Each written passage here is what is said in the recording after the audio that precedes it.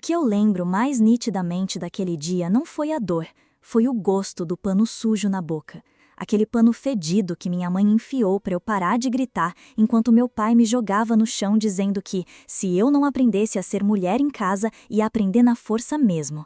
Eu tinha 13 anos, o rosto inchado de tanto apanhar e o joelho ralado da última tentativa de correr para a rua.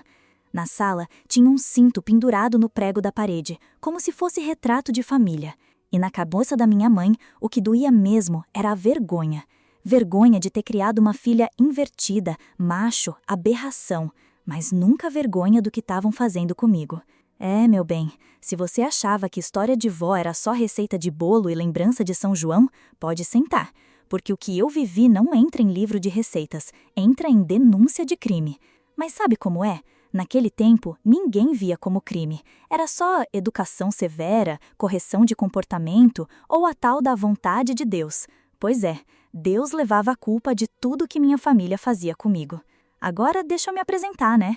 Me chamo Emma das Graças Silva. Nasci em 1945 em Lagoinha do Norte, um fim de mundo perdido no sertão da Bahia. Hoje tô com 80 anos.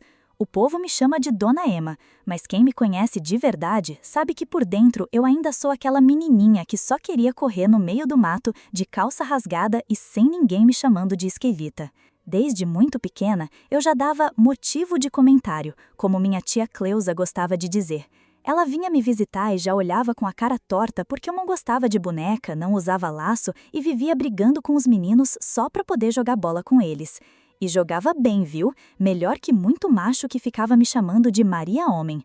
Só que eu nunca fui Maria Homem, não. Eu era só eu. Só que isso, para minha família, era o problema. Minha mãe, a dona Zuleide, mulher que só sorria para visita, me obrigava a usar vestido rodado até para ir para o galinheiro. Menina tem que parecer flor, ela dizia.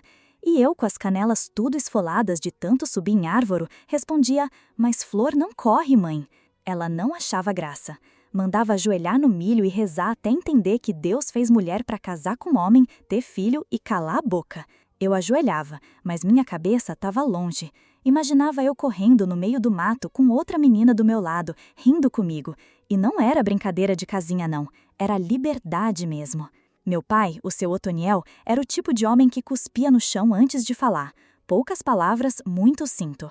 Ele me olhava como se fosse uma falha de fábrica. Quando alguém comentava, essa menina parece menino, ele cerrava os dentes e dizia, eu vou consertar ela. E o conserto dele era na base da pancada, da humilhação e da reza forte. Reza que ardia mais que qualquer surra.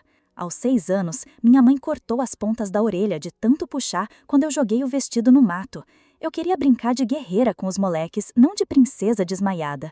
Mas na cabeça dela, menina sem fita no cabelo era menina sem vergonha. E vergonha era o que ela mais carregava de mim. Eu cresci fingindo que gostava das roupas que me colocavam, fingindo que era tímida para não chamar atenção, fingindo que não via o ódio nos olhos do meu pai cada vez que eu ria do jeito errado. Porque até o meu riso era problema. Se ria alto era afrontosa, se ria baixo era encabulada, se não ria era amargurada.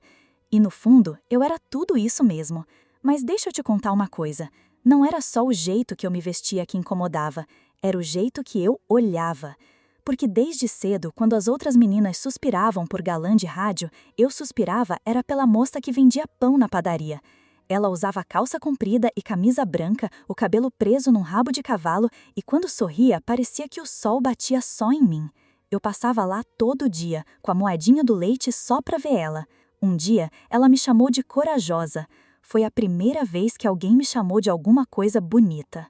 Só que minha mãe viu, e no mesmo dia me fez ajoelhar no milho de novo. Rezou com a mão na minha cabeça como se fosse bicho doente. Chorou alto, dizendo que preferia me ver morta do que com o diabo no corpo.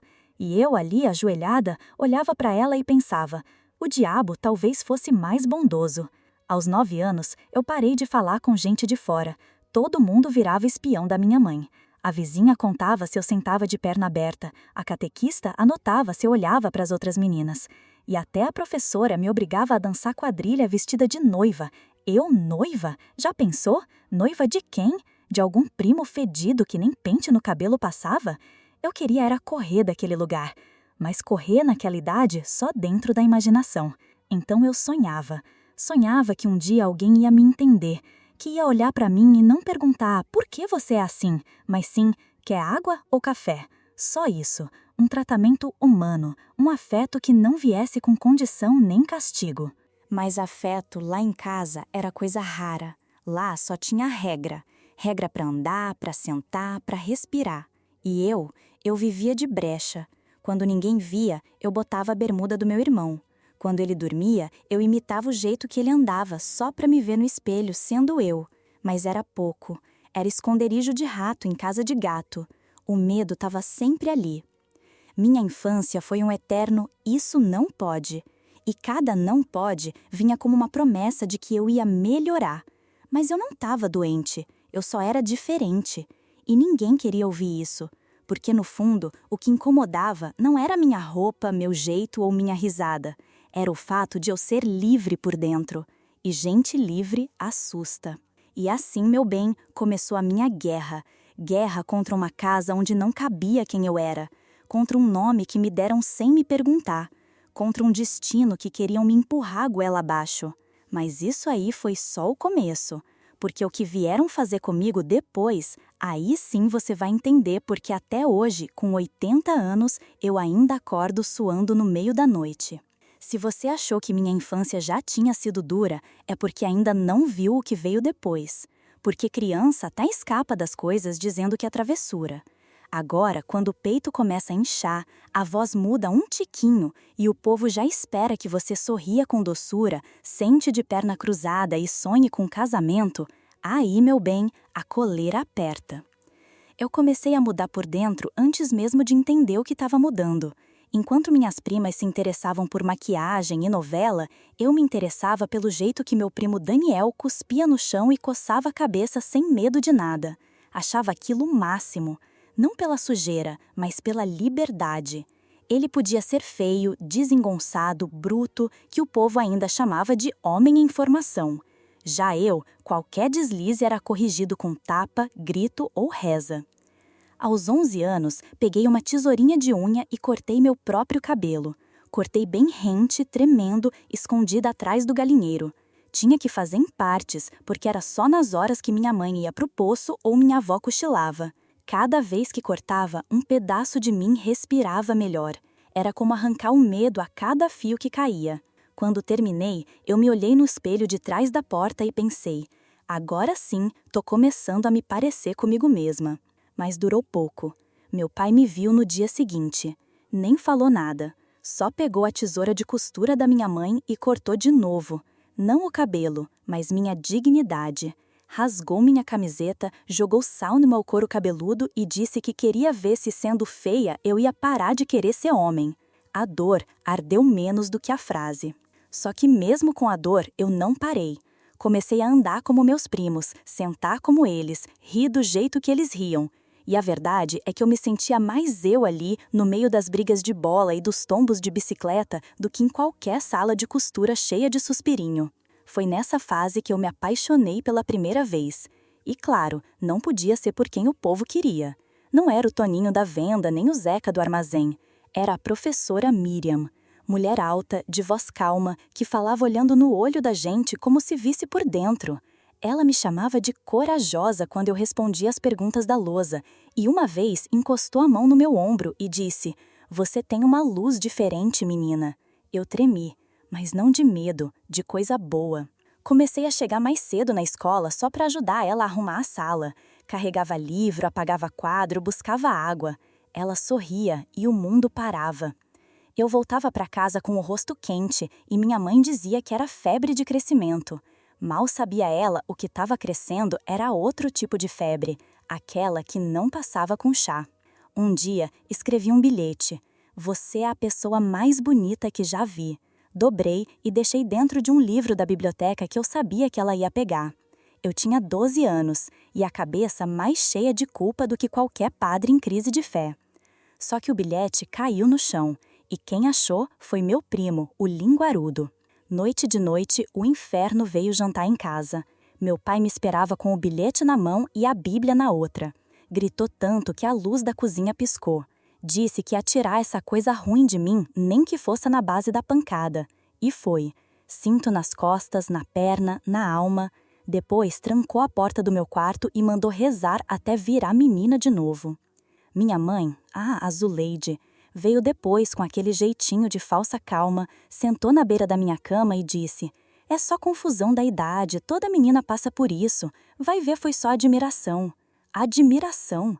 Palavra bonita para esconder medo. Ela sabia, sempre soube, só não queria admitir que criou alguém fora da cartilha. Depois disso, tudo mudou. Meus horários passaram a ser vigiados. Nada de ir na casa da vizinha, nada de dormir na casa da prima. Só podia sair se fosse com a minha mãe. A roupa era escolhida por ela. Roupa de florzinha, com gola apertada e fita no cabelo. Eu parecia um bolo de aniversário com enfeite demais. Os vizinhos também começaram a cochichar. "Essa menina é esquisita", diziam. "Olha o jeito que ela olha para as outras", falavam. E cada cochicho virava regra nova. Eu já nem conseguia mais respirar direito. Andava com o ombro encolhido, a cabeça baixa e o estômago embrulhado o tempo todo. Foi nessa época que minha cabeça começou a quebrar por dentro. Eu não sabia o nome daquilo, não entendia os sentimentos, mas sentia o corpo vibrar e depois apagar. Às vezes tinha vontade de arrancar a pele e sair de dentro dela. Outras vezes queria sumir no mundo. E comecei a tremer à noite, a ter falta de ar e medo até de dormir, porque sonhar dava esperança, e esperança doía quando o sol nascia.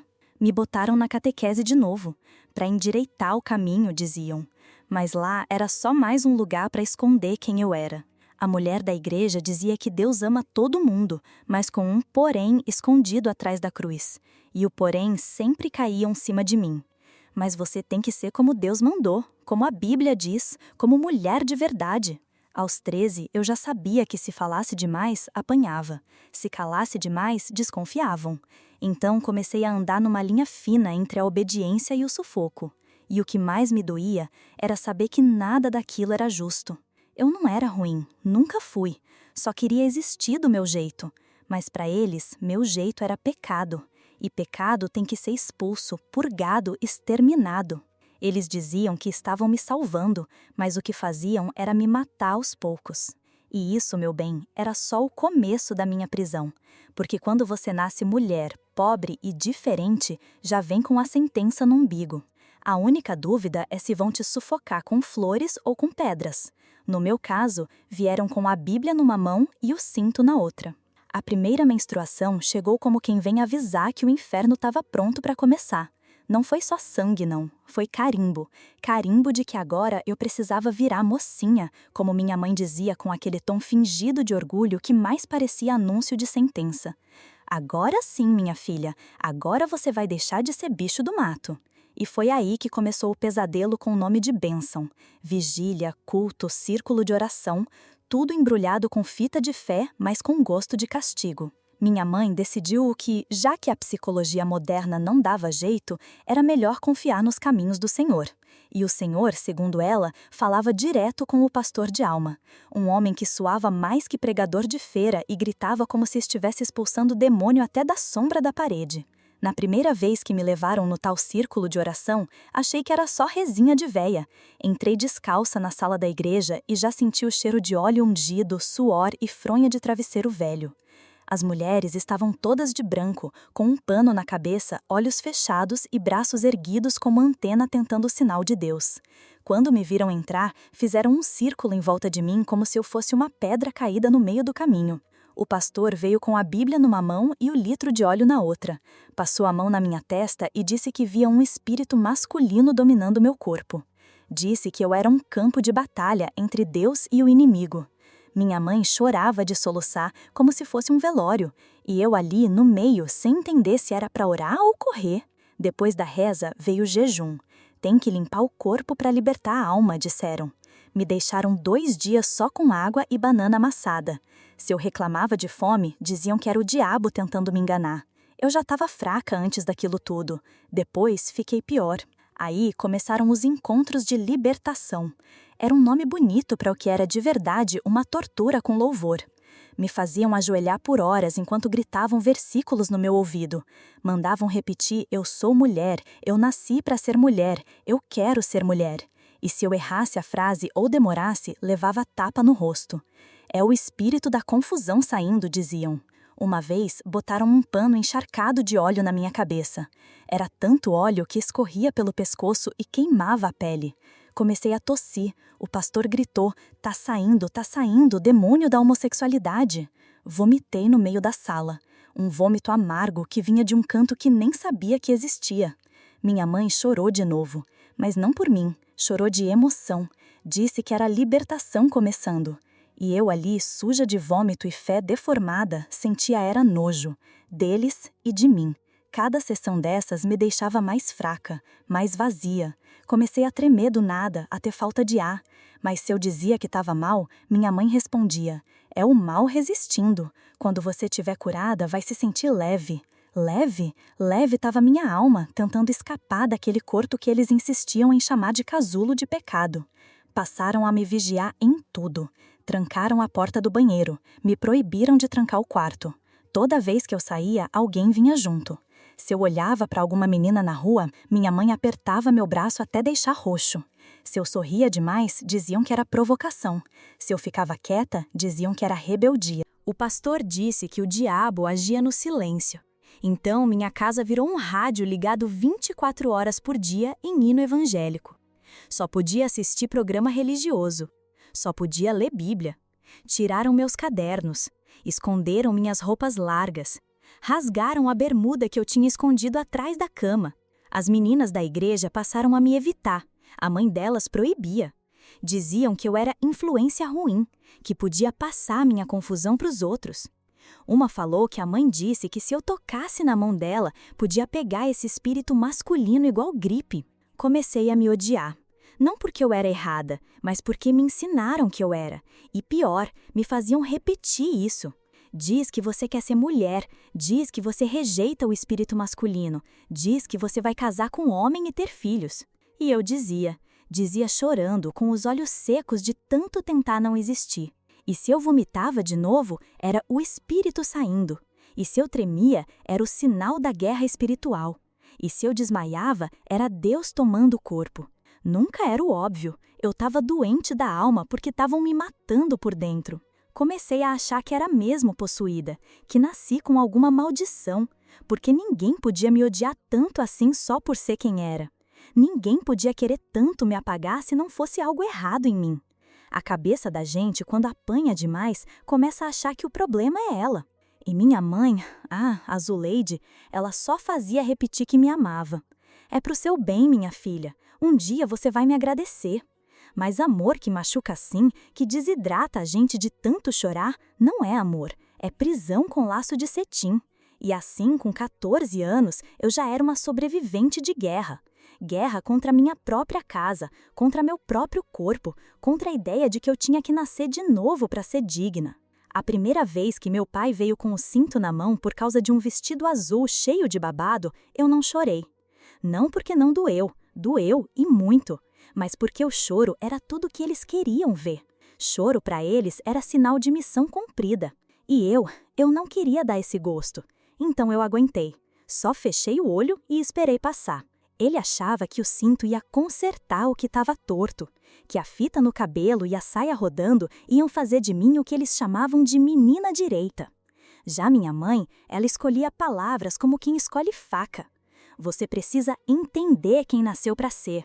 E aí vinha aquela ladainha. Sou mulher, nasci para ser esposa, vou me casar com um homem de Deus. Mandava repetir como se fosse feitiço. E eu repetia, com o coração quebrado em 1000 pedaços, só para acabar logo. Depois disso, começou a palhaçada de jogar minhas roupas no lixo. As calças, as camisetas, até aquela cueca velha que eu adorava e que tinha pego do meu irmão, tudo sumiu. No lugar, enfiaram um monte de vestido florido na gaveta, como se pano estampado apagasse o que mora dentro da gente. Todo dia era desfile forçado de boneca quebrada. E quando eu falava que não queria vestir aquilo, já vinha a ameaça. Quer repetir a surra de ontem? E eu fingia que sim, que estava entendendo, que estava melhorando, mas era só mentira para conseguir respirar. Na igreja, as sessões pioraram. Me levavam para aqueles cultos que pareciam treino militar. Passava horas ajoelhada, de olho fechado, com a testa pingando óleo e os ouvidos queimando de tanto grito. Sai, espírito contrário, desaloja a criatura do engano. Era assim, um teatro de fé que mais parecia interrogatório de guerra. Uma vez passei tanto tempo sem comer por causa de um jejum de purificação que apaguei no meio da oração. Acordei com o povo ao redor, todos dizendo que era o sinal da libertação. Mas eu sabia que era só fraqueza mesmo. E quando vomitei tudo ali mesmo no tapete, ninguém me socorreu. Diziam que era o mal sendo expulso. E eu, vomitada e suja, comecei a me convencer que talvez fosse isso mesmo. Passei a fingir que estava curada. Comecei a falar amém com vontade. Levantava a mão nos cultos, respondia glória quando mandavam. Porque eu vi que quanto mais eu mentia, menos eles machucavam. Só que por dentro, era um deserto. Eu era só casca. Me trancavam no quarto por qualquer motivo. Se eu demorava para dizer sim, senhor, trancavam. Se eu olhava torto, trancavam. 3 dias uma vez. Só arroz frio, água e oração pela porta. O quarto escuro, sem janela. Só eu, minhas costas doídas e o barulho da fé torta deles do lado de fora. Foi ali que eu aprendi o que ninguém me ensinou, que tem dor que a gente aprende a esconder. Comecei a machucar o próprio corpo devagar. Um arranhão aqui, outro ali, coisa pequena, coisa escondida, só para sentir alguma coisa que fosse minha. Uma dor que eu escolhia, que não vinha deles. Arranhava com unha, com tampa de lata, com pedaço de madeira, onde não dava para ver. E quando sangrava, eu me sentia viva, porque o resto de mim já tinha morrido. Na escola, eu era sombra. Me sentava no fundo, cabeça baixa, nada de conversa. Os professores olhavam com pena, mas não faziam nada. Já sabiam o que eu era. A menina consertada pela fé. Só que o conserto, meu bem, era maquiagem de dor. Por dentro, eu era só rachadura. Minha mãe achou um dia um lençol sujo. Me olhou com os olhos arregalados. Eu disse que era daquelas coisas de mulher, e ela acreditou. Só riu. Tá virando mocinha. Se ela soubesse a verdade, que era dor saindo por onde dava, talvez chorasse. Ou talvez orasse mais alto. Tentei escrever, um caderninho escondido onde anotava tudo. Hoje me obrigaram a ajoelhar por 2 horas. Hoje eu disse que queria morrer. Hoje eu fingi sorrir. Mas não durou. Ela achou, rasgou tudo e jogou no fogo. Disse que segredo escrito é coisa do inimigo. Me fez ajoelhar no milho. Enquanto eu tremia, ela pedia a Deus para me quebrar e refazer. E meu pai, aquele homem de poucas palavras, já nem precisava gritar, bastava olhar, e o medo vinha, medo de estar viva, porque naquele tempo, ser quem eu era motivo para castigo, e fingir ser outra era a única chance de seguir. Comecei a dormir muito, comer pouco, falar menos ainda. Me escondia dentro de mim. E quanto mais fingia, mais esquecia quem eu era. Uma vez olhei no espelho e não vi nada. Nem menino, nem menina, nem gente. Vi só a falta. E é isso, às vezes, a falta é pior que a dor, porque a dor pelo menos grita, a falta só te engole. Quando a mentira da igreja começou a perder força e minha encenação de filha curada já não convencia nem a mim mesma, meu pai decidiu que ele mesmo ia resolver aquilo que chamava de defeito. Não confiava mais nos pastores, nas rezas, nas vigílias. Disse que a libertação não viria do alto, mas de dentro de casa. Você precisa aprender o que é ser mulher, com carinho, com a orientação de um pai que quer o melhor, ele disse uma noite, sentado na beira da minha cama. A voz mansa, quase sussurrada, o tom que ele nunca usava quando gritava, mas que soava ainda pior. Aquele tipo de voz que dá arrepio na alma, não na pele. Eu já estava deitada, virada para o canto da parede. Finjo que dormia, mas senti quando ele sentou.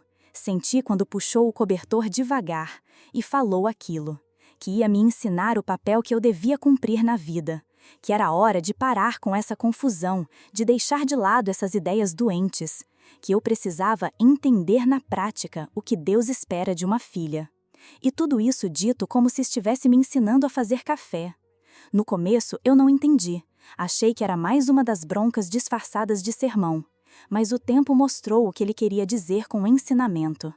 Toda noite, os passos pesados no corredor, a porta que se abria devagar, a luz do abajur desligada, o cheiro de suor misturado com fardo, e aquela fala doce, controlada, que parecia embalada para presente de velório.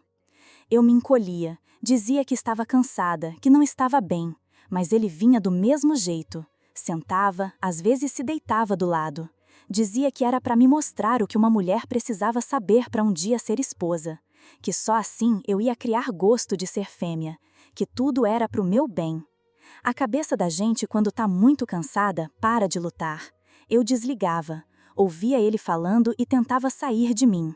Imaginava que estava em outro lugar, num campo aberto, num telhado, num buraco, qualquer lugar que não fosse ali. Às vezes eu apagava, às vezes ficava acordada fingindo que dormia, sempre no silêncio, porque o silêncio era o que ele queria. Quando eu tentava fugir, e tentei algumas vezes, era o mesmo de sempre. Tranca no quarto, tapas na cara, castigo, e depois o culto. A mãe orando, dizendo que eu provoquei aquilo, que precisava entender que o mundo não é feito para caprichos, que pai e mãe sabem o que fazem. Teve uma noite em que eu mordi o braço até sangrar, só para sentir outra dor que me distraísse da presença dele no quarto. Mas nem isso adiantou. O sangue secou e ele ficou. A voz dele sempre dizendo que era por amor, que só estava ali porque me queria bem, que um dia eu ia agradecer. E eu sumia. Cada noite era um deserto novo. Cada manhã era o cansaço de alguém que já morreu, mas continua respirando por obrigação. Andava pela casa como sombra. O corpo ainda era meu, mas a alma já tinha pedido as contas.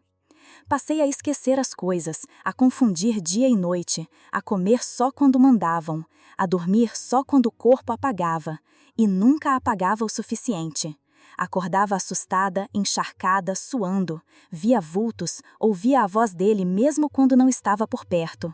Minha mãe virou espectadora. Às vezes me olhava com pena, às vezes com nojo. Dizia que eu precisava agradecer por ter um pai presente, que pior seria se ele largasse de mão. E eu pensava, pior? O que podia ser pior? Comecei a falar sozinha, a arrastar os pés, a rir de nervoso quando me perguntavam se estava bem. Aprendi a arte de mentir sorrindo. Aprendi a viver fora de mim. Porque dentro, não tinha mais espaço. Estava tudo tomado pelo medo. Na escola, se alguém tocava no meu ombro, eu tremia. Se um homem falava comigo, minha barriga revirava. O mundo inteiro virou ameaça. Não tinha mais lugar seguro. Nem minha cabeça era segura. E o pior era que comecei a achar que merecia, que aquilo tudo era mesmo parte de mim. Porque quando ninguém te salva, você acha que é porque não vale a pena salvar. E eu já tinha me condenado. Passei a andar de cabeça baixa, a não levantar os olhos nem para a professora. Qualquer sorriso era suspeito, qualquer frase podia ser mal interpretada. Então, eu calei. Me calei tanto que esqueci minha própria voz. E ele seguia, sempre à noite, sempre com calma, sempre com aquele tom de amor distorcido. E a casa inteira fingia que não via. A vizinhança dizia que eu era difícil. A igreja dizia que eu estava quase curada. E eu só queria desaparecer. Quando você é tratada como problema desde criança, aprende a se esconder antes mesmo de andar. Eu me escondi dentro do próprio corpo. E lá dentro era frio, escuro e sem saída. E o pior de tudo é que ainda vinha o sermão. É pro seu bem. Um dia você vai entender. Pai que ama, corrige. E esse corrige podia ser qualquer coisa. Palavra, tapa, silêncio, presença forçada, tudo junto. Tudo disfarçado de zelo. Mas o que ninguém sabia é que eu não era mais aquela menina. Aquela que corria no mato, que subia em árvore, que amava em segredo. Aquela já tinha ido embora. O que ficou foi só o eco. Tem coisa que a gente nunca esquece. O cheiro do sabão em pedra no chão da cozinha, a luz fraca da lâmpada balançando no teto, a sensação de vazio dentro da gente, tão grande que parecia que a alma tinha pedido demissão. E aquele espelho do armário da sala, que me mostrava um rosto que não era mais meu. Eu já não sabia quem era. Aquela menina que brincava com pedra e pulava a cerca tinha sumido. O que restava era uma figura estranha, com um olhar apagado e pele sem cor. Os cabelos curtos, crescendo desalinhados, o vestido sempre amarrotado, os olhos fundos de quem já viu demais. Eu olhava e perguntava: quem é essa criatura aí? Que fim levou aquela que eu era? A casa virou cenário de rotina estranha. Meu pai continuava com aquele jeito calmo de quem quer o bem. Chegava de noite, com o mesmo passo arrastado, com aquele olhar que já dizia tudo. Não gritava, não batia, não mais. Agora era pior. O silêncio dele era barulhento. O gesto disfarçado, a aproximação controlada, o tom de voz falso, cheio de preocupação. Tudo com aquela capa de carinho que só machuca. E minha mãe, a Santa Zuleide, passou a agir como se nada acontecesse. Se fazia de surda, de cega, de muda. Eu passava por ela toda manhã com o rosto murcho e o corpo curvado, e ela fingia que estava preocupada com o preço do feijão. O pai trancava a porta do meu quarto à noite, e ela só dizia que era melhor deixar ele cuidar de mim. Cuidar, palavra suja quando vem da boca de quem finge. Eu tentei gritar uma vez, mas a voz não saía. Era como se a garganta tivesse fechado de medo. E depois me olhei no espelho e desejei sumir. Sabe aquele ponto em que a gente já cansou de chorar, onde até a lágrima se recusa a cair? Eu estava ali. Então, num dia qualquer, que podia ser segunda ou domingo, porque tudo já era igual, eu entrei na cozinha, abri a porta do armário e peguei uma garrafa de produto de limpeza. Bebi, de um gole só. Não era coragem, era cansaço. Cansaço de ser aquilo que eles criaram. Uma coisa sem nome, sem voz, sem futuro. Apaguei. Quando acordei, estava numa cama, a boca amarga, o estômago virado e a cabeça como se tivesse explodido por dentro. Minha mãe sentada do lado, segurando uma Bíblia. Não me olhava, só orava. Disse que eu estava possuída, que só alguém tomado pelo mal faria isso consigo mesma. Não me perguntou por quê, não me abraçou. Só disse que eu tinha decepcionado a casa, a fé, a Deus. Depois disso, parei de falar. Por dias, talvez semanas, não sei. O tempo virou um borrão. Me olhavam como se eu fosse um vaso quebrado. E ninguém colou os cacos, só empurraram para um canto. E foi nesse silêncio que meu pai achou espaço para invadir ainda mais. Porque agora, com a boca calada, eu era ainda mais moldável. Passava pelas salas como fantasma. Ele passava por mim como se me atravessasse. Aquele jeito de chegar perto, de tocar sem querer, de falar baixinho, de andar no quarto como se fosse dono. Era como se, sem minha voz, ele tivesse licença para tudo. A casa virou um manicômio sem paredes, cada um vivendo seu delírio. Minha mãe na fé cega, meu pai no controle disfarçado de zelo, e eu na beira do fim. Eu me escondia nos cantos, dormia de tarde para não ter que enfrentar a noite. Ouvia vozes que talvez nem existissem. Achava que as paredes cochichavam, que o chão respirava, que a luz da lâmpada estava me julgando. Às vezes me pegava rindo sozinha, riso nervoso, riso de quem perdeu o rumo e aceitou a escuridão. Passei a arrancar fio do cabelo, um por um. Tinha dias que ficava horas nisso. Meu pai dizia que era ataque do espírito rebelde. Minha mãe rezava, eu só queria sumir. Um dia, coloquei o vestido mais apertado, aquele que eles amavam, e fui até o espelho. Me olhei e me odiei. Odiava aquele pano colado na pele. Odiava cada palavra que me ensinaram a repetir. Odiava o cheiro da casa, o silêncio da minha mãe, o passo lento do meu pai. Odiava tudo, inclusive eu mesma. E se você chegou até aqui, não se esqueça de se inscrever no canal, deixar o seu like e de me dizer nos comentários de onde é que você está me ouvindo. A notícia chegou numa tarde abafada, dessas que o ar pesa nos ombros antes mesmo do sol baixar. Minha mãe entrou pela cozinha com um sorriso que não via há meses. Achei que tinha ganhado um prêmio na rifa da igreja. Mas o prêmio era eu. Tua salvação chegou, menina, ela disse, enxugando as mãos no avental como se tivesse acabado de limpar a casa e não a própria consciência. Seu tio Valdomiro arrumou uma solução. Um homem bom, viúvo, de fazenda grande, quer cuidar de você. Cuidar.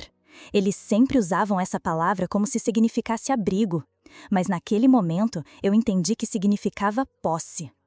O tal homem era um parente distante, mais velho que meu avô, com cheiro de naftalina e suor de boi. Já tinha enterrado 2 esposas e estava procurando uma moça firme, de fé, que soubesse seu lugar. Em troca, ia dar um pedaço de terra para minha família, uma espécie de dote ao contrário, como se eu fosse uma dívida sendo quitada. Meu pai aceitou na hora.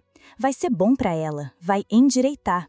Minha mãe fez cara de quem estava emocionada. É Deus agindo. E eu? Eu fiquei parada, gelada, como se tivesse caído num buraco sem fundo. Eles estavam mesmo me vendendo, me despachando como quem resolve um problema de encanamento. Eu disse não, baixo no começo, depois alto, depois gritando. E quando meu pai veio com aquele discurso de sempre de homem sabe o que faz, eu perdi o pouco que restava de sanidade. Parti para cima dele com tudo. Acertou meu braço? Acertei o dele. Ele caiu para trás e por um segundo eu achei que tinha me libertado. Mas a liberdade dura pouco quando se é mulher e pobre. Minha mãe, a santa, veio por trás, me empurrou com tanta força que bati com as costas no fogão. O baque me tirou o ar. E ela, com o dedo em riste, disse: ou você casa ou vai queimar no inferno que criou para si. O vestido de noiva foi comprado 2 dias depois. Branco, longo, com renda no peito e véu que parecia cortina de sala velha. Fizeram questão de mostrar. Me colocaram em frente ao espelho, vestida, como se fosse boneca. Me olhei e vi um defunto. O vestido parecia roupa de enterro, porque era isso que aquilo significava. O fim de tudo que ainda restava de mim. A cerimônia estava marcada para dali a 1 semana. O povo da igreja já cochichava, dizendo que ela finalmente vai criar juízo. Os vizinhos sorriam. As tias mandavam bilhetinho com conselhos de esposa. Eu respondia com silêncio e vômito. Na véspera do casamento, eu acordei cedo, fui para o quintal, sentei na beira do poço e fiquei olhando para dentro. O reflexo da água era mais real que meu rosto no espelho. Eu não via mais gente em mim, só cansaço, só vergonha. Voltei para o quarto, tranquei a porta e fui buscar aquele pedaço de metal que guardava dentro da capa do catecismo.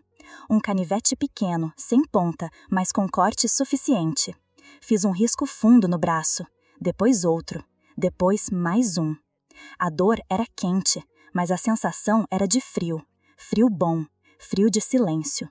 Desmaiei. Acordei no chão, minha mãe gritando, o vestido jogado no canto. O sangue tinha manchado o tapete que ela tanto amava. O escândalo foi grande. Chamaram vizinho, pastor, enfermeira da vila. Todo mundo dizendo que era capricho, tentativa de chamar a atenção. O casamento foi adiado, mas não cancelado. Você vai se recuperar e vai casar sim, disse meu pai, com aquele tom de quem dá sentença. Esse homem está fazendo um favor em aceitar você. E minha mãe, não vamos desperdiçar essa bênção. Eu só olhava para o teto, nem chorava mais, nem tremia. A ferida no braço latejava, mas a dor de verdade estava em outro lugar. Um lugar tão fundo que nem o corte alcançava. E assim, mesmo com o corpo sangrando, a cabeça desfeita e a alma soterrada, eu seguia sendo empurrada para um altar que mais parecia cadafalso. A diferença é que lá ninguém ia me enforcar de uma vez. Iam me matar aos poucos, com um beijo na testa e aliança no dedo. Depois que dei o susto com o sangue no chão, o casamento foi adiado sim, mas não por compaixão. Foi por vergonha. Porque ali naquela vila, ninguém quer saber da dor, quer saber do escândalo. E minha mãe, vaidosa até no sofrimento, não queria que o povo cochichasse que a filha dela era louca de cortar os pulsos em véspera de bênção. Então, decidiram que eu precisava de recolhimento. Foi essa a palavra bonita que usaram. E me jogaram num quartinho nos fundos da casa, onde antes guardavam as ferramentas do meu avô. Tinha um colchão torto, um cobertor furado, uma Bíblia velha rasgada na parte do Apocalipse e uma garrafa d'água que nem sabiam se estava limpa. Você vai ficar aí até aprender que mulher nasceu para servir, para ser esposa, para agradar a Deus e ao marido, disse meu pai, trancando a porta com uma tranca de ferro. A chave pendurada na cintura, como se tivesse selando um galpão com perigo biológico. Sem luz, sem janela, só uma fresta no alto por onde entrava o som dos galos de manhã e às vezes um vento morno da tarde. A comida vinha 2 vezes por dia, num prato de alumínio coberto com pano. Era deixado no chão, do lado de fora. Minha mãe nem batia, só empurrava com o pé e ia embora. A cada dia, a voz do meu pai vinha mais dura. Ele encostava na porta e falava com raiva contida. Se você não sair daí pronta para ser mulher, eu mesmo vou fazer você aprender, e não vai ter ninguém para impedir. A pausa depois da frase era o que mais doía. Era o silêncio de quem acredita no próprio poder. No começo, eu chorava, batia na porta, implorava, dizia que ia melhorar, que só queria ver o céu, só queria sair. Depois, nem isso. Fui silenciando. O corpo se acostuma, a mente se adapta. Até o medo começa a perder força quando vira rotina. Os ratos vinham à noite. Ouvia o barulho deles raspando nas latas velhas no canto. Um deles chegou a roer o pé do colchão. Eu nem me mexia, ficava olhando para o escuro, esperando passar. Às vezes pensava que se eles me mordessem forte o bastante, talvez eu pegasse alguma coisa que me levasse de vez. Mas nem isso. Eles sabiam que eu já estava fraca demais para servir de refeição. Tinha delírios. Via minha avó morta sentada no canto, costurando um vestido. Via a professora da infância cantando baixinho. Uma vez, jurei que ouvi uma menina dizendo, vamos fugir daqui. Mas era só minha cabeça, cansada de estar viva sem existir. Contava os dias pela quantidade de pratos. Quando chegava ao 50º, eu parei de contar. Não fazia mais diferença. O tempo ali dentro era líquido, escorria pelas mãos e virava nada. Comecei a falar sozinha, depois sussurrava, depois só mexia os lábios, um teatro para mim mesma. O corpo emagreceu, a pele grudou no osso, os olhos afundaram. Cada passo era um esforço. O cobertor virou parede, vestido, abrigo. A Bíblia, uma distração. Lia os versículos como quem procura a senha para sair de um labirinto. Mas não tinha saída. Nem promessa de céu me convencia mais. E foi nesse estado de não-vida que algo começou a mudar. Não foi revelação, não foi milagre, foi raiva. Uma raiva fria, amarga, que cresceu devagar. Não da minha mãe, nem do meu pai, mas da ideia de que eu ia morrer ali sem ter vivido, sem ter sido nada além de alvo. Raiva de ter acreditado que eu era problema, que minha existência era erro. Comecei a andar no escuro, mesmo sem força. 3 passos para o lado, 4 para frente, batendo nas paredes só para lembrar que tinha corpo. Pegava água e lavava o rosto com força. Fazia flexão contra o chão. Para quê? Para me manter viva, porque agora, morrer seria dar razão a eles. A cada ameaça do meu pai na porta, eu fingia que dormia, mas por dentro repetia, não vão me enterrar de pé. E naquela fresta, um dia, vi um passarinho, um só, sentado no fio de luz.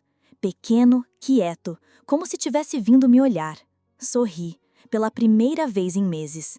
E naquele sorriso torto, sangrando esperança, eu soube. O que quer que viesse, eu ia sair dali. Nem que fosse rastejando.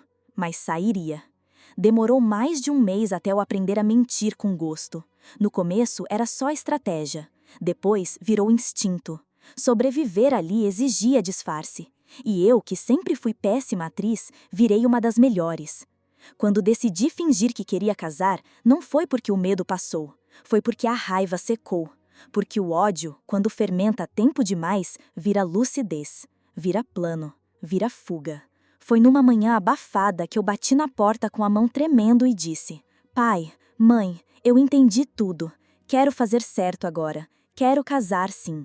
A voz saiu arrastada, mas obediente, sincera o suficiente para convencer quem queria muito acreditar.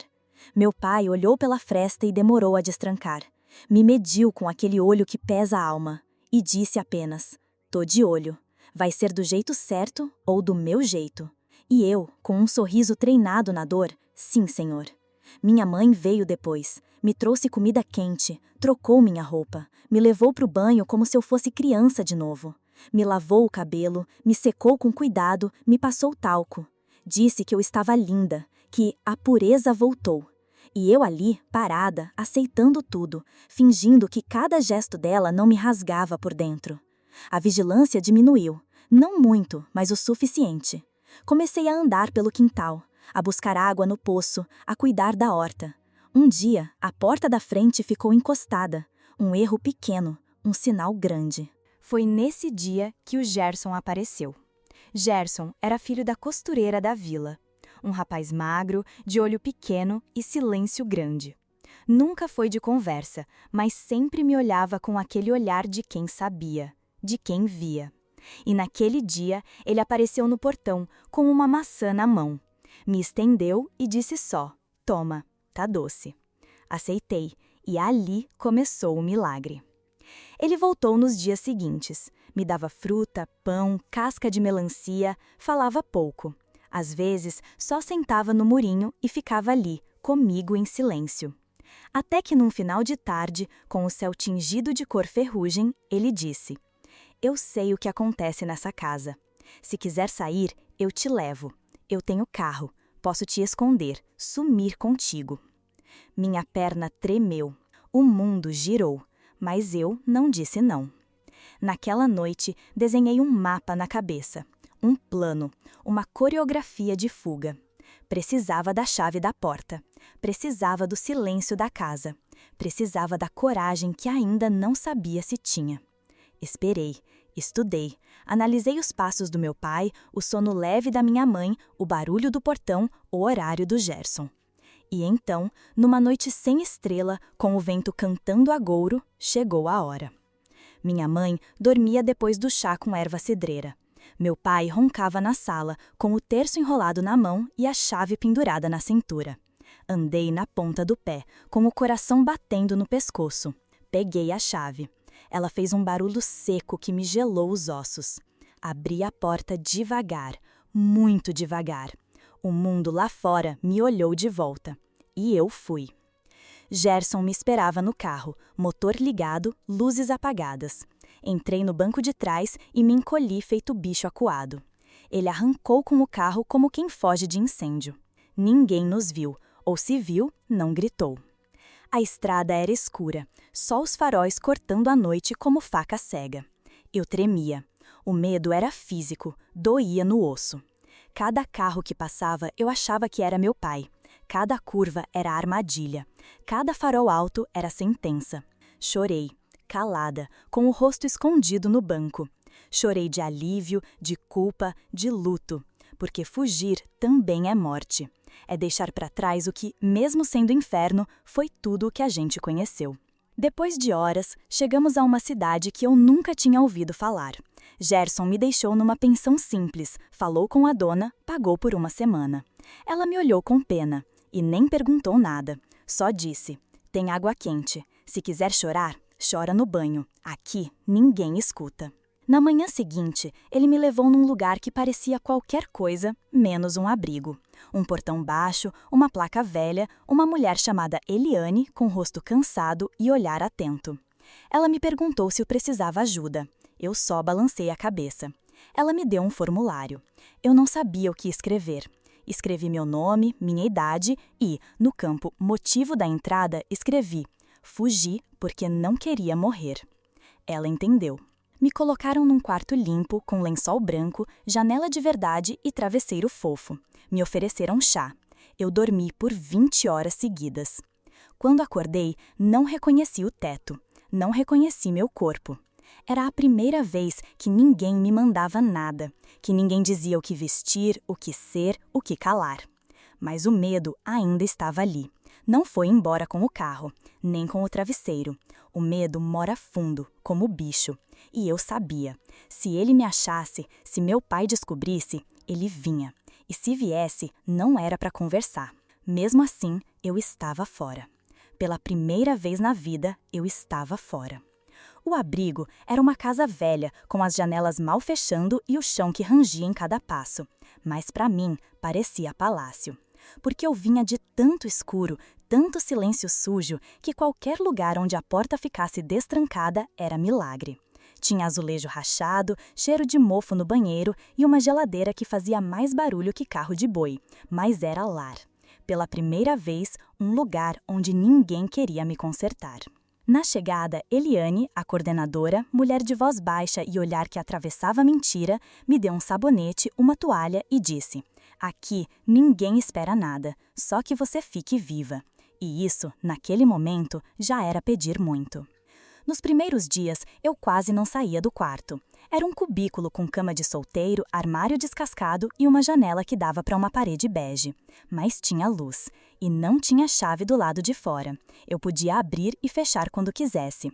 Isso me dava mais medo do que alívio. Liberdade, no começo, é assustadora. Qualquer barulho do corredor me fazia gelar. Os passos da Eliane soavam como os do meu pai, mesmo sendo mais leves. A voz de outra moradora falando alto me fazia estremecer. Tinha pavor de ouvir risadas. Toda risada alta me soava como zombaria, como a da minha mãe quando dizia que ser mulher era destino. Fui ficando ali, quieta, até que a vida dos outros começou a invadir o meu silêncio. Na cozinha comunitária, entre o arroz requintado e o chá fraco, conheci a Val.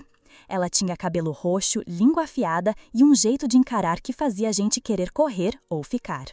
Val chegou perto, me olhou de cima a baixo e disse: "Tá parecendo um poste com vergonha. Já pensou em mudar o nome?" Aquilo me atingiu mais que tapa. Nome? Nunca pensei que pudesse trocar. Para mim, nome era coisa que a gente ganhava e carregava até morrer. Mas Val explicou. Disse que nome também é casca, que quando a casca é podre, a gente joga fora. E me perguntou: "Quer escolher um para você ou vai continuar usando o que botaram sem te perguntar?" Levei dias pensando. Caminhava pelo pátio murmurando possibilidades. Um dia escrevi 6 nomes diferentes num papel, dobrei e deixei debaixo do travesseiro. De manhã, tirei um. E era o certo, firme, curto, sem laços com igreja, pai, casamento, castigo. Um nome livre. Quando Eliane me chamou por ele pela primeira vez, eu congelei. Mas depois sorri. E sorri por dentro também.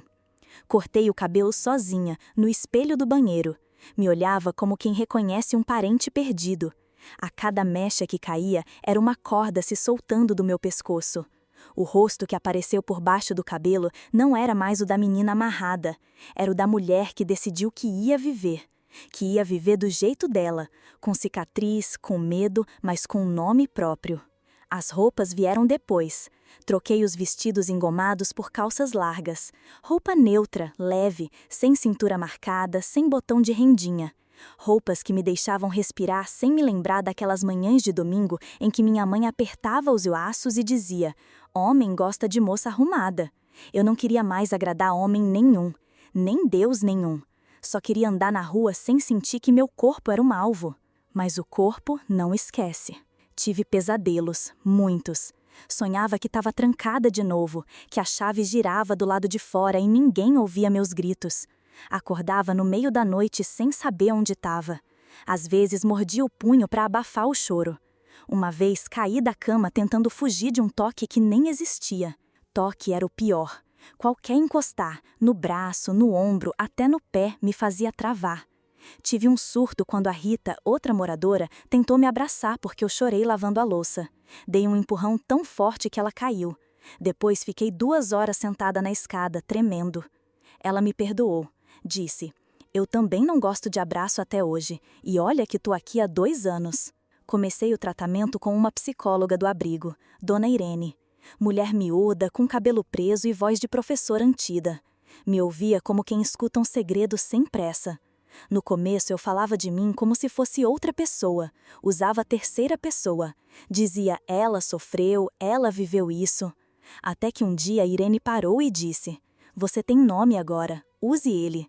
E eu comecei a dizer eu. Doeu, mas ficou mais leve depois. Com o tempo, consegui um trabalho, faxina numa escola da cidade. 2 vezes por semana limpava sala, banheiro, varria pátio. Era simples, mas era meu. Primeiro dinheiro que ganhei sem ter que fingir ser outra pessoa. Comprei um sabão cheiroso, uma escova de cabelo e um espelho só meu. Andar na rua ainda era difícil. Eu andava olhando para os lados, esperando ver meu pai dobrando a esquina. A cada barulho de caminhonete velha, meu estômago virava. Mas ninguém vinha. E um dia percebi que estava caminhando sem olhar para trás, só indo, sem medo, só com passo firme. Foi nesse dia que me olhei no reflexo de uma vitrine e pela primeira vez vi alguém de verdade. Não uma invenção da minha família, nem um corpo estranho. Vi eu. E pensei, talvez viver não seja tão impossível assim. Amor, para mim, sempre foi ideia distante, daquelas que a gente vê de longe, como vitrine de loja cara. Eu cresci ouvindo que não podia amar quem eu amava, que o que nascia dentro de mim era errado, que eu precisava curar isso, expulsar, matar no berço. Então, mesmo depois de livre, o medo continuava colado na pele. Amor, eu pensava, era coisa perigosa, melhor nem olhar nos olhos de ninguém. Mas aí apareceu ela. O nome dela era Selma, 40 e poucos anos, braço forte de carregar caixa e olhos de quem já tinha chorado o suficiente para aprender a rir. Trabalhava no mercado da esquina do abrigo, no setor de hortifruti.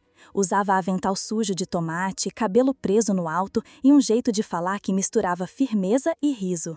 Quando me viu pela primeira vez, perguntou: "Vai levar só uma cebola ou tá juntando coragem para comprar mais coisa?" Eu ri, coisa rara naquela época. Voltei lá no dia seguinte e no outro. Comecei a inventar necessidade. Um dia era alho, no outro só queria ver se o preço do arroz tinha baixado. Mentira, eu queria era ver ela. O jeito como ela tratava todo mundo. A forma como olhava para mim sem pena, sem julgamento. Era olhar de igual para igual, de gente que vê a outra como pessoa inteira. Um dia ela me chamou de lado e disse: "Você vem aqui mais do que cliente de bar. Tá me paquerando?" Engasguei, fiquei vermelha. Disse que não, que era só coincidência. E ela: "Coincidência é chuva e feira no mesmo dia. Isso aqui é outra coisa." E era. Começamos a tomar café juntas. Primeiro no banco da praça, depois no quartinho dela, nos fundos da casa de uma tia. Conversávamos sobre tudo. A minha contou que já tinha sido casada, que a família dela cortou laços quando descobriu que gostava de mulher. "A gente sempre perde alguma coisa para ser quem é", ela disse. E eu entendi. Aos poucos, o que era conversa virou toque. Depois, abraço. Depois, beijo. E eu tremia inteira. Não de medo dela, mas do que o mundo podia fazer se descobrisse. Namoramos escondido por meses. Entrávamos e saíamos por lados opostos. Combinávamos horários, disfarçávamos olhares. Era bonito, mas era tenso. Todo dia eu achava que alguém ia ver, que alguém ia contar. E contou. Foi uma vizinha do abrigo, daquelas que fingem rezar por todos, mas torcem para ver o circo pegar fogo. Disse ter nos visto juntas, se tocando, no banco da praça. Inventou que fizemos escândalo, que demos mau exemplo. Fez barulho, chamou a igreja, espalhou na vila. 2 dias depois, fui chamada na sala da Eliane. O olhar dela, sempre firme, estava balançado. Disse que a direção do abrigo recebeu pressão da comunidade, que os parceiros religiosos estavam ameaçando cortar apoio, que minha presença ali causava desconforto. Fiquei muda, só senti a garganta fechar, a mão suar. Estavam prestes a me expulsar de novo, dessa vez por amar, por existir. A história repetia como disco quebrado. Voltei para o quarto e comecei a arrumar minhas coisas sem pensar. Só dobrava a roupa e colocava na sacola. Selma apareceu no fim da tarde. Me viu com a sacola na mão e disse: "Não, você não vai sair daqui como se fosse lixo de novo." Fui para a casa dela. Era um quartinho pequeno, com cama de viúva e pia emperrada, mas tinha cheiro de café, janela aberta e, o mais importante, não tinha medo. Me recebeu com toalha limpa, comida no prato e silêncio confortável. Nos primeiros dias, eu vivia assustada. Achava que alguém ia bater na porta, que iam levar ela, me levar. Mas nada disso aconteceu. A paz, embora tremida, começou a se instalar. Compramos um colchão novo, dividimos contas, rimos vendo novela, choramos juntas quando eu contei de verdade tudo o que tinha acontecido comigo. Ela não desviou os olhos, não tentou consolar com frase pronta, só me abraçou e disse: "Agora você tá aqui, e daqui ninguém te arranca." A gente saiu da linha do medo para um lugar de calma, mesmo com o susto ainda rondando, porque a cabeça, essa desgraçada, demora para entender que o perigo passou. E é isso, às vezes a gente não precisa de castelo nem de salvação, só de alguém que olhe e diga: "Eu vejo você e quero você aqui." A notícia chegou numa manhã abafada de fevereiro, dessas em que o céu pesa no ombro da gente. Eu estava passando roupa e ouvindo rádio quando o telefone tocou. Número desconhecido. Atendi achando que era engano, cobrança, algum trote besta. Mas era uma voz masculina, formal, que se apresentou como advogado de um inventário. Seu pai faleceu ontem pela manhã, parada cardíaca. Morava sozinho. A senhora consta como herdeira legítima. Precisamos que venha assinar alguns documentos. Eu só ouvi, não falei nada. Do outro lado, o homem ficou esperando. Perguntou se eu entendi. Eu disse que sim. Agradeci. Desliguei. Fiquei ali com o ferro ligado e a blusa esquecida embaixo. O cheiro de queimado subiu e eu nem me mexi. Meu pai tinha morrido. Era isso. O homem que me quebrou por dentro sem nunca levantar a mão diante dos outros. Que me destruiu usando a Bíblia como arma, o sangue como tinta. Agora era só um corpo frio num caixão de madeira barata. Não chorei, nem sorri. A notícia não causou impacto. Foi como se alguém dissesse que um boi velho caiu na estrada. Um incômodo que virou passado. A mãe já tinha morrido anos antes. Fiquei sabendo por carta. Uma vizinha escreveu achando que ainda existia laço. Na época, eu rasguei a carta e queimei. Não fui, não rezei, não acendi vela. Mas agora era diferente. Não porque doía, mas porque eu precisava ver. Precisava confirmar com os olhos, tocar o chão da cidade. Ver se a minha história ainda morava lá ou se tinha virado pó junto com ele. Avisei Selma que ia viajar. Ela quis ir junto, disse que não me deixaria sozinha. Mas eu recusei. Essa volta é minha, sozinha. E ela entendeu, como sempre entendeu tudo, até aquilo que eu nunca disse. Peguei o ônibus noturno. Mala pequena, só com uma muda de roupa, uma escova de dente e os vestidos antigos, aqueles que a mãe guardou no fundo da cômoda e que eu peguei da casa dela quando tudo foi posto à venda. Não sei por quê. Talvez porque sabia que esse dia chegaria. A viagem foi longa, quente, abafada, o banco duro castigando as costas. Cada curva da estrada parecia dobrar um canto da memória. Eu via paisagens passarem pela janela e sentia o estômago embrulhar. A cidade me puxava como se fosse um ímã sujo. Cheguei de manhã, com o sol ainda acordando. A rodoviária era a mesma, só mais descascada. O cheiro também o mesmo, poeira, fritura velha, suor seco. Peguei um táxi velho. O motorista nem perguntou de onde eu vinha. Me deixou no cemitério e seguiu. O túmulo era simples, cimento grosso, sem flor, sem cuidado. A cruz torta com o nome dele gravado à mão. Uma lasca no canto mostrava que já tinha sido maltratado pelo tempo. Fiquei ali, em pé, olhando para a pedra. Lembrei de tudo. De todas as noites em que rezei para ele sumir.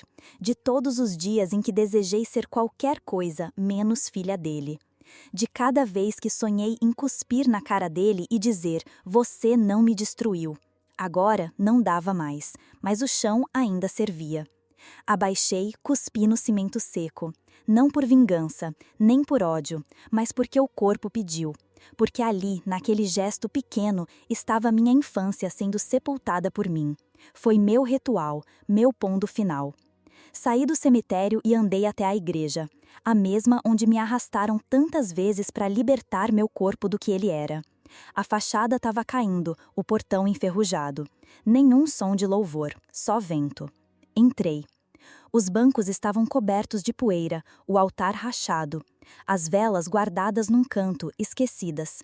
E ali, no fundo, sentado numa cadeira de rodas, o velho pastor, o mesmo. Agora pele e osso, os olhos vazios de quem já não enxerga o mundo. Me disseram depois que a cabeça dele não funcionava mais, demência avançada. Passava os dias murmurando versículos misturados, confundia nomes, achava que ainda pregava. Ele me olhou quando entrei, ou achou que olhou. Não sei se me reconheceu, mas eu reconheci ele. Reconheci cada palavra que ele gritou no meu ouvido enquanto eu vomitava ajoelhada. Cada mão que ele colocou sobre minha cabeça dizendo que o demônio ia sair nem que fosse à força. Agora ele ali, calado, babando, olhando nada. E eu em pé, respirando inteira. Não senti raiva, não senti pena. Senti uma paz gelada, como quando a gente fecha uma porta que ficou entreaberta por anos. Saí da igreja, com passos lentos, com o corpo leve. Voltei para casa. No quintal de casa, Selma estava deitada na rede, cochilando. Entrei no quarto, peguei a sacola dos vestidos, levei para o quintal. Fiz um círculo com pedra, coloquei álcool. Um por um, joguei no fogo.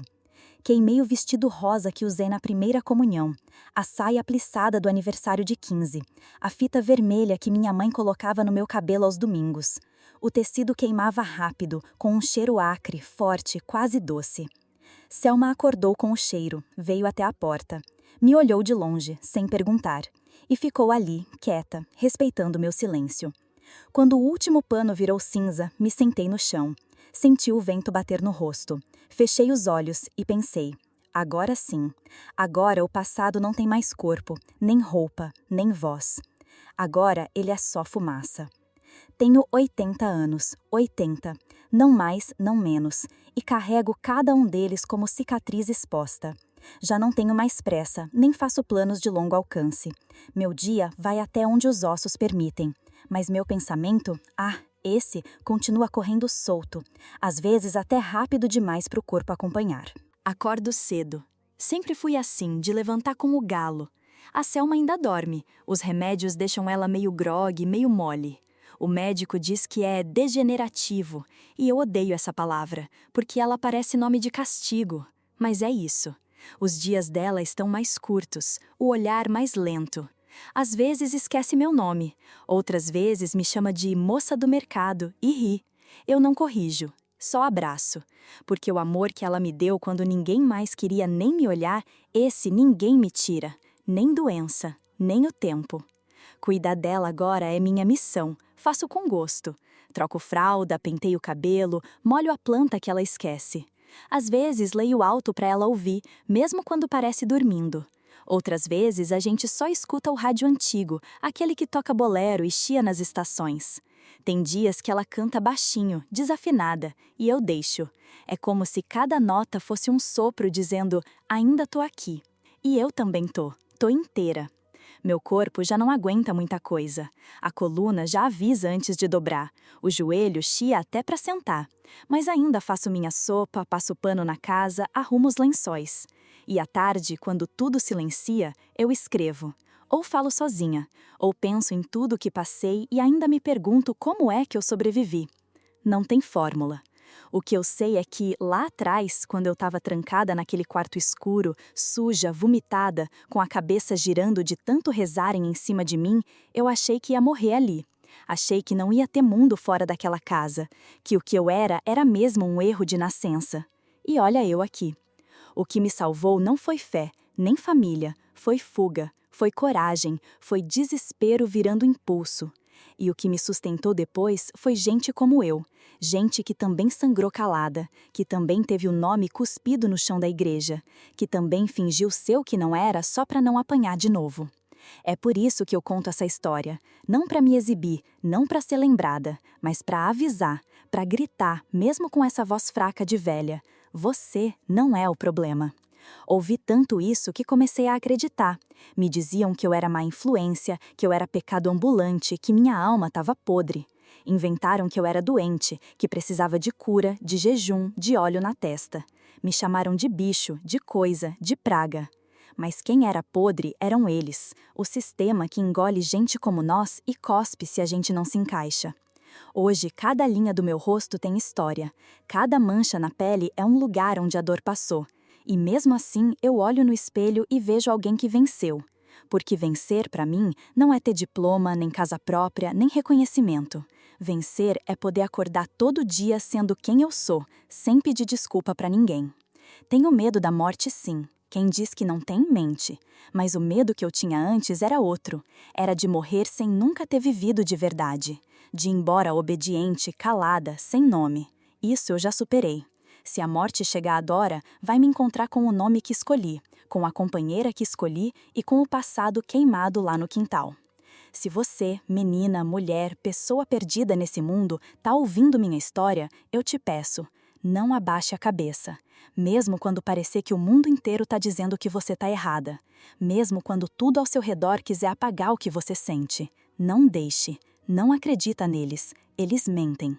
Você não precisa se consertar. Não precisa se esconder. Não precisa se curar de nada. Eles tentaram me curar do que eu era. Mas o que eles mataram foi só a menina obediente. Eu sobrevivi. E hoje, velhinha, com o corpo falhando e a alma cheia, eu olho para trás e penso, valeu, tudo. Cada surto, cada folga, cada noite em claro. Porque viver como eu sou, mesmo que tenha sido difícil, foi viver enfim. Agora me dá licença, a Selma vai acordar daqui a pouco, e ela sempre me pergunta onde está a xícara azul, aquela que ela gosta, com flor de hibisco na borda. E eu sempre respondo, tá aqui, meu amor, no mesmo lugar de sempre.